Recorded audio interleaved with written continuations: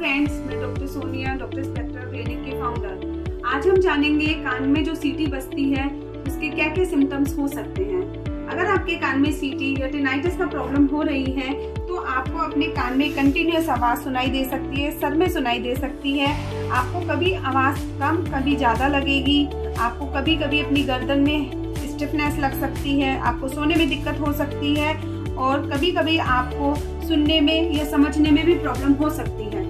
टिनाइटिस की वजह से कभी कभी हाइपर एक्यूसिस भी हो जाता है। हाइपर एक्यूसिस में आपको बाहर की आवाजें चुभना शुरू हो जाती है और बैलेंसिंग प्रॉब्लम भी हो सकती है। ये सारी समस्याएं बहुत कॉमन हैं जो कि आपकी नॉर्मल हियरिंग के साथ या हियरिंग लॉस की कंडीशन में देखी जा सकती है।